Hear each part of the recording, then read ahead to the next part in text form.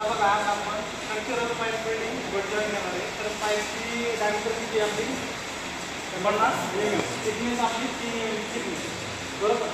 नंतर पाईपची लेंथ किती आहे 150 mm. 150 mm काय करणार आपण पाईप कट करणार. बघा किती होणार 75 mm, 75 mm. तर आपण काय करणार 2 पोझिशनमध्ये पाईप वेल्ड करणार. 2 पोझिशन म्हणजे डाऊन हँड पोझिशन. तर पहिलं आपण काय करणार रॉ मटेरियल घेणार पाईपचं. त्यानंतर पहिले पाईप कट करणार 150 mm, बरोबर. त्यानंतर त्या पाईपचं काय करणार आपण कटिंग करणार, नंतर वेल्ड करणार. आता आपण नुसतं पाहू. आता आपण 150 mm पाईप कट केलेला आहे.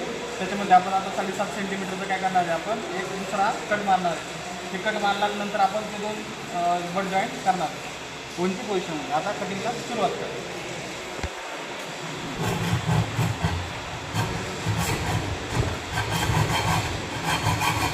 बस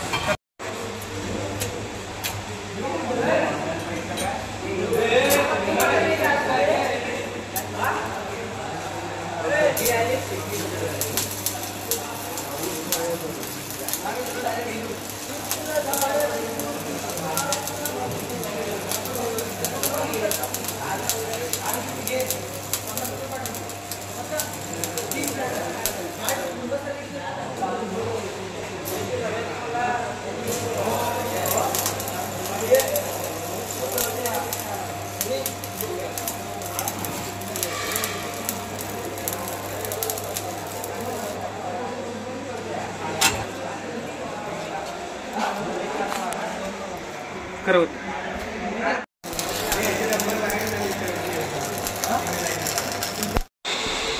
आता आपला जो वेल्ड झालेला आहे त्याच्यानंतर आपण त्याच्यावरती स्लॅग काढणार आहोत आणि तो चिपिंग करणार आहोत.